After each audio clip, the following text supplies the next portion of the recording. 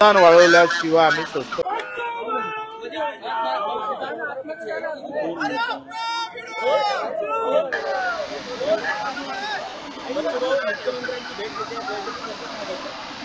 किमान 2 ते 2.5 घंटे बैठक चालली, पण त्यामध्ये जे मृत अपंग दिव्यांग ज्यांनी कर्ज घेतलं त्यांचं कर्जमाफीचं त्यांनी कबूल केलं। घरकुल योजनेच्या बाबतीत तुमच्या अंत्योदय योजना जी आहे ती राज्याची दिव्यांगासाठी अन्नधान्य योजना वेगळी सुरू करणार। या सगळ्या एकंदरीत आपण पाहिलं तर मूकबधिरांचं शिक्षण 10वी नंतर बंद आहे, कुठली व्यवस्था राज्यात नाही आहे। मूकबधिरांना वाहन परवाना आणि 10वी नंतरचं शिक्षण या सगळ्या संदर्भात निर्णय झाला। प्रत्येक विद्यापीठाला आमचं जे म्हणणं होतं का दिव्यांगाचं शिक्षण हे अडथळा मुक्त झालं पाहिजे, यावर प्रत्येक विद्यापीठाच्या ठिकाणी एक संशोधन केंद्र उभारलं जाईल आणि त्या माध्यमातून दिव्यांगांना अडथळा मुक्त शिक्षण कसं देता येईल। घरकुलाच्या संदर्भात गायरान जमिनी असेल किंवा यशवंत मुक्त वसाहत योजना ज्या धर्तीवर राबवल्या जातात त्या धर्तीवर दिव्यांगांचं घरकुल योजना राबवण्याचं त्यांनी मान्य केलेलं आहे। पण महत्त्वाच्या मागण्या जसं पेरणी ते आम्ही जे म्हटलं फळबाग योजनेमध्ये जसं संत्रा असेल, काजू असेल, द्राक्ष असेल, आंबा असेल, जे फळ उत्पादक आहे त्या शेतकऱ्याला 3 वर्ष लागवडीसाठी पैसे देतात, त्याचप्रमाणे 6 वर्षाचे जे झाडं आहेत ते सगळे फळबाग त्यांना पुन्हा 3 वर्ष त्या फळबागी सांभाळण्यासाठी MRGS मध्ये घ्यावं, त्यांनी ते कबूल केलं। पंजाबराव कृषी विद्यापीठाला हा प्रस्ताव तयार होईल आणि तो इकडे पाठवला जाईल। एकंदरीत यामध्ये फळबाग योजनेचं त्यांनी मान्य केलेलं आहे। दुसरं पेरणी ते कापणीपर्यंत सगळे कामं MRGS मध्ये करावं ते त्यांनी अमान्य केलं। कर्जमाफी शेतकऱ्याची अमान्य केलेलं आहे आणि दिव्यांगाचं मानधन 6 महिन्यानंतर वाढवू असं मुख्यमंत्र्यांनी म्हटलं। एकंदरीत सगळ्या मागण्या मंजूर केल्यानंतर मानधन आणि कर्जमाफीच्या विषयात मुख्यमंत्री आणि अजितदादांना मात्र आम्हाला फारसा दिलासा दिलेला नाही। बाकी 18 मागण्यामध्ये जरी त्यांनी मंजुरात दिल्या असल्या, 18 मागण्या जरी मंजूर केल्या असल्या तरी 2 मागण्या मात्र पुन्हा आमच्यासाठी लढण्यासाठी ठेवलेल्या आहेत। आपण पाहिलं असेल तर कर्जमाफीवरून विषय निघाला म्हणून माणिकराव कोकाटे देखील म्हणले होते की कर्जमाफी होणं ही अशक्य आहे। तर आपण ह्याच्याकडे दिव्यांगांच्या कर्जमाफीचं बोलताय, पण कृषी मंत्री माणिकराव कोकाटे एकंदरीत शेतकऱ्यांना सांगताना दिसत शेतकऱ्याच्याच कर्जमाफीची आम्ही बोललो होतो आणि दिव्यांगाची कर्जमाफी जसं दिव्यांग वित्त मंडळ आणि कोणतेही वित्त मंडळ जे जातीचे वित्त मंडळ बनलेले आहे त्यामध्ये एक चांगली सुधारणा होऊ शकते, तो सुझाव आम्ही दिलेला आहे।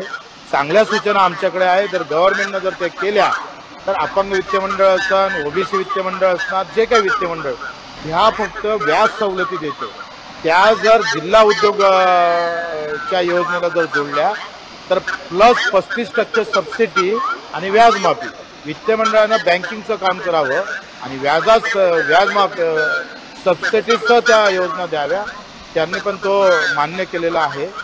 आमचं मूळ आहे मानधन वाढवणं, 6000 मानधन जेथपर्यंत भेटत नाही तोपर्यंत आम्ही थांबणार नाही आणि कर्जमाफीशिवाय एकतर पेरणी ते कापणीपर्यंत सगळे कामं MRGS मध्ये घ्यावे, नाहीतर कर्जमाफी द्यावी।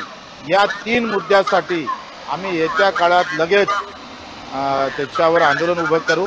मुख्यमंत्री आणि वित्तमंत्र्यांनी जे काही 18 मागण्या आमच्या मंजूर केल्या त्याबद्दल त्यांचे आभार मानतो, पण महत्त्वाचा विषय त्यांनी सोडलेला आहे, त्यासाठी मात्र आम्ही आंदोलनासाठी सज्ज राहणार आहोत।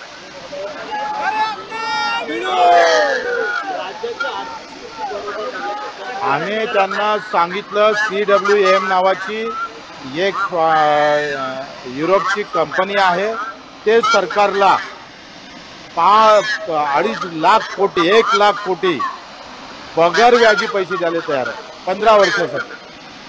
त्यांच्याकडे पैसे नाही ना तर पैशाची व्यवस्था आम्ही देतो करू। आम्ही त्या कंपनीचा प्रस्ताव पण सरकारला दिला, ते म्हणतं 5 वर्ष आम्ही तुम्हाला कर्जावर व्याज आकारणार नाही आणि 5 वर्षानंतरच 3% व्याज आकारू, 5 वर्षानंतर। मग जर 1 लाख कोटी रुपये जर तुम्हाला भेटत असेल आणि कंपनी तुम्हाला द्यायला तयार असेल तर वित्ताचा प्रश्न मिटला। मग नोटा जास्त छापा ना, पैसे कमी असेल तर नोटा छापा, नोटा छापणं तो तुमच्यासाठी आहे। तुम्ही 8वा वेतन आयोग तुम्ही बाकीच्यासाठी नोटा छापताय, तसं यासाठी नोटा छापल्या पाहिजे। पैसे निर्माण करणं तर आमच्यासाठी आहे ना, आणि त्या कसा छापावा त्याची अक्कल आमच्याकडे आहे। ते म्हणाल तेव्हा आम्ही त्यांना देऊ. नेमकं कसं वारंवार सांगितलं जातं की आर्थिक परिस्थिती योग्य नाही. मला असं वाटतं का लाडकी बहीण समोर करून आर्थिक जे स्थिती बरोबर नाही असं म्हणण्याचं काही कारण नाही आहे. कारण देण्याची इच्छा असली तर मार्ग सापडतं, परंतु सध्या देण्याची इच्छा नाही आहे हे स्पष्ट दिसतं आणि त्याच्यामुळं आम्ही कुणाची देण्याची इच्छा नाही. सगळ्यांचीच नाव घेऊन सांगा. देवेंद्रजी असेल अजितदादा असेल यांना कर्जमाफीची घोषणा केली, यांनी कर्जमाफी देणार असंही म्हटलं. इव्हन सातबारा कोरा कोरा कोरा आम्ही केल्याशिवाय राहणार नाही असं देवेंद्रजींना म्हटलं आणि ते आता कोरा करायला जर आम्हाला नोट दाखवत असन तर मात्र आम्ही थांबणार नाही. आम्ही सुद्धा छोटा घेऊन आंदोलन केल्याशिवाय राहणार नाही हे लक्षात घ्यावं.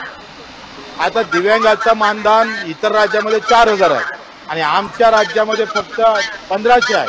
1,500 मध्ये आमचं दिव्यांगाचं मानधनामध्ये काही होत नाही, तो जगूच शकत नाही. जर दिव्यांग जगावा असं वाटत असेल तर मानधन वाढवल्याशिवाय आम्ही स्वस्थ बसणार नाही. किती हजाराचे मानधन वाढवण्यासाठी मागणी केली आहे? 6,000.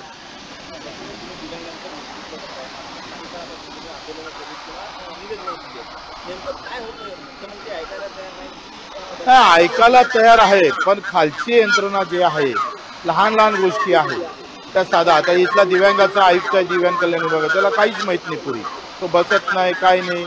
असे माणसं या विभागात येतात. आता सचिव दिला जे कारवाई झाले म्हणजे आदिवासी विभागात जे अधिकारी पाठवतो ना आपण, ज्यांच्यावर गुन्हे दाखल आहे, ज्यांच्यावर कुठेतरी कारवाई झालेली आहे, तसं दिव्यांग विभागात असंच येतं. कारण तिथं माल नाही आहे, माल भेटत नाही आणि त्याच्यामुळे इथं येणारा अधिकारी सचिव आणि आयुक्त हे अतिशय बिंदास असतं, खालची यंत्रणा काम करत नाही आणि त्याच्यामुळे हे मोठे प्रॉब्लेम इथे झाले.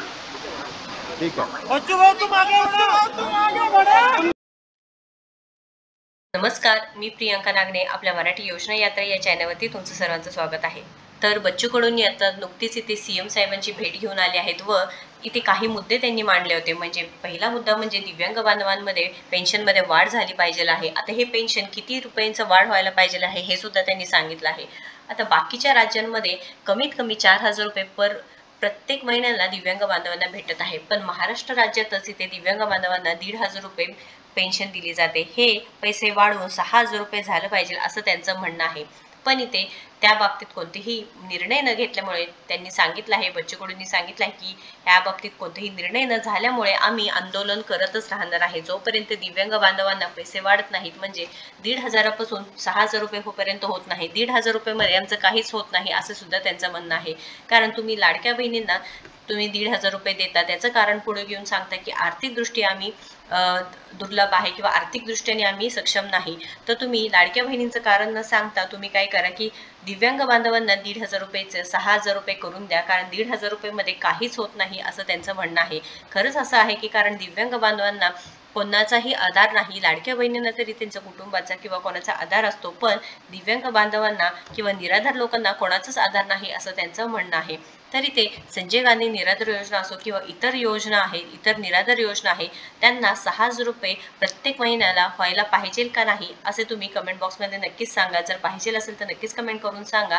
कारण महत्त्वाचा मुद्दा आहे. बच्चू कडू नेहमीच दिव्यांग बांधवांसोबत उभा राहतात आणि शेतकऱ्यांसोबत त्यांनी उभा राहिला आहेत व त्यांना कर्जमाफी होणार का नाही यावरती सुद्धा चर्चा केली आहे.